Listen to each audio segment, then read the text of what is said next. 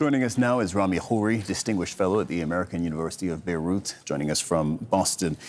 Rami, the U.S. wanted to break Iran's support for regional armed groups. That was one of the reasons, or one of the justifications for going to war against Iran. Amongst a few key other reasons, obviously, nuclear, Iran's missile arsenal. But one of the main things that the U.S. said it wanted to achieve was break this connection and support from Iran to its key regional allies, such as Hezbollah. And it seems now that the opposite is happening. Yes, this is really an extraordinary moment, not just in this current conflict, but in historical terms.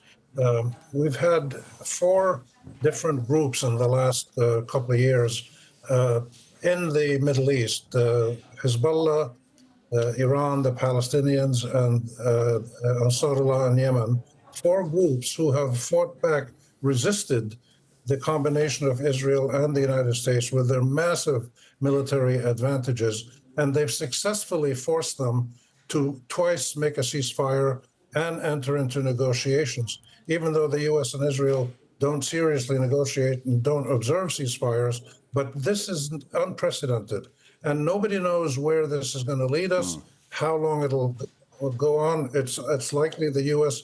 and Israel will escalate their military assault, their savagery, in terms of what they did in Gaza. They'll probably do that in parts of Lebanon, maybe parts of Iran. They have to try to stop the emergence of groups in the Middle East, in Muslim majority countries, Arab countries, Islamic countries, Iranian. It doesn't matter the ethnicity or which religious group they are or whatever, but they have to, the Israelis and Americans have to stop the reality of people in the region who can check the power of the United States and Israel and force it into diplomacy. And the U.S., using the techniques of Donald Trump's chicanery and outright duplicity, they've been unable to force the Iranians to surrender on the terms that the United States wants. And we keep hearing these outrageous not stories, but declarations from the U.S.,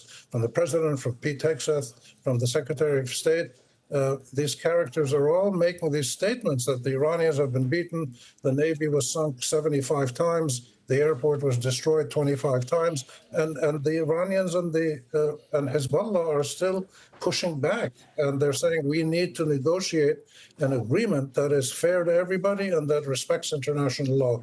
Israel and the United States have never faced this kind of challenge. And it's a surprise to a lot of people that this is actually happening. So predicting the future is something that I've stopped doing about 25 years ago in the region. But analyzing what's going on is the critical thing to do. And this is something that Israelis and Americans obviously are not doing. Rami, you suggested that the U.S. and Israel would have to escalate their response, possibly across the region. But the most recent indication and reporting is that Donald Trump is going to call or has called Benjamin Netanyahu to either stop or limit Israel's retaliation against Iran. So it seems the U.S. president wants to do the opposite of escalation. He wants to end this.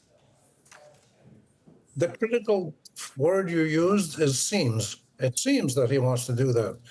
But if you judge people by their actions, I think the only reasonable conclusion, or the most reasonable conclusion we can reach, is that the United States government, specifically Donald Trump, but the U.S. government as a whole, has been involved in a series of duplicitous acts and tricks to try to catch the Iranians off guard, or Hezbollah, and to beat them up militarily. They're not serious negotiators. They're certainly not very qualified, very able negotiators.